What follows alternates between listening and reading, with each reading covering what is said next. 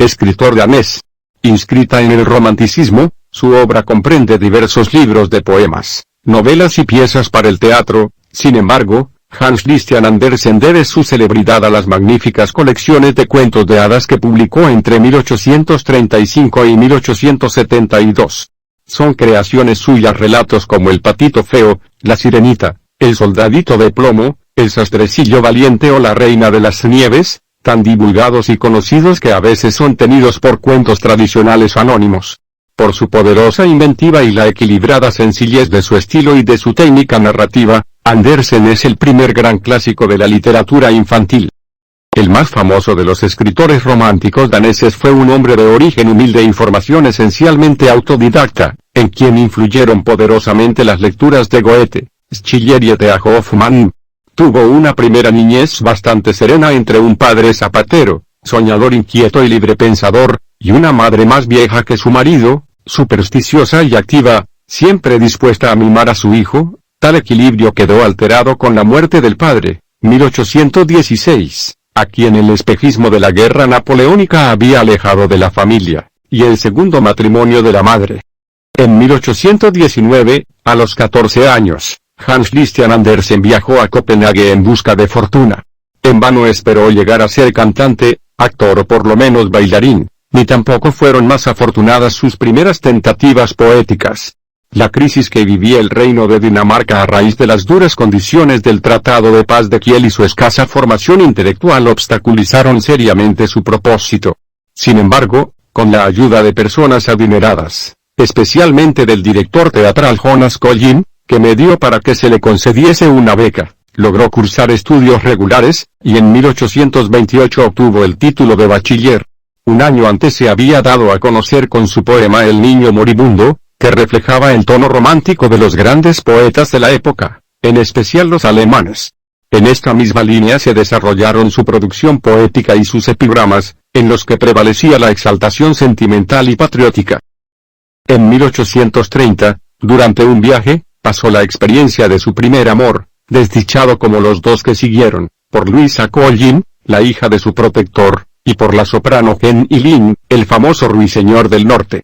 Entre las numerosas composiciones de este período cabe destacar Caminata desde el canal de Olmen hasta la punta oriental de Amager, el vodevil Amor en la Torre de San Nicolás y las recopilaciones de versos poemas, 1830, Fantasías y esbozos, 1831, cuadros de viaje por el Ars, Suiza, Sajonia, etc., en el verano de 1831 y el ciclo poético Los 12 meses del año.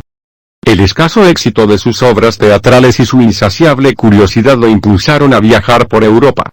En los años 1833 y 1834 estuvo en Francia y en Italia, principalmente en París, donde escribió Inés y el Tritón, y en Roma. Posteriormente, ya famoso gracias a sus cuentos, visitaría Alemania, Grecia, Turquía, Suecia, España y el Reino Unido, entre otros países, y anotaría sus impresiones en interesantes cuadernos y libros de viaje. Bazar de un poeta, 1842, en Suecia, 1851, España, 1863, y visita a Portugal, 1866.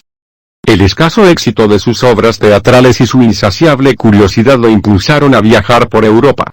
En los años 1833 y 1834 estuvo en Francia y en Italia, principalmente en París, donde escribió Inés y el Tritón, y en Roma. Posteriormente, ya famoso gracias a sus cuentos, visitaría Alemania, Grecia, Turquía, Suecia, España y el Reino Unido, entre otros países, y anotaría sus impresiones en interesantes cuadernos y libros de viaje. Bazar de un poeta, 1842, en Suecia, 1851, España, 1863, y visita a Portugal, 1866.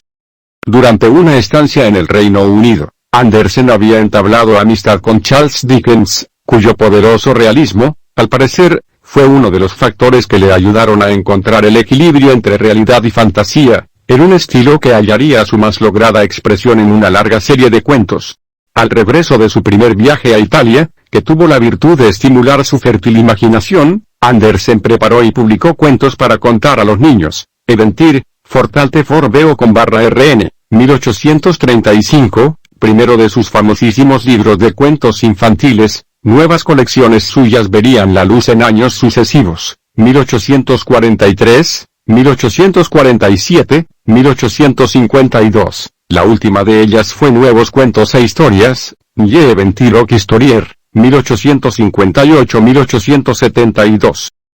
Inspirándose en tradiciones populares y narraciones mitológicas extraídas de fuentes alemanas y griegas, así como en experiencias particulares, Hans Christian Andersen llegaría a escribir, entre 1835 y 1872, un total de 168 cuentos protagonizados por personajes de la vida diaria, héroes míticos, animales y objetos animados.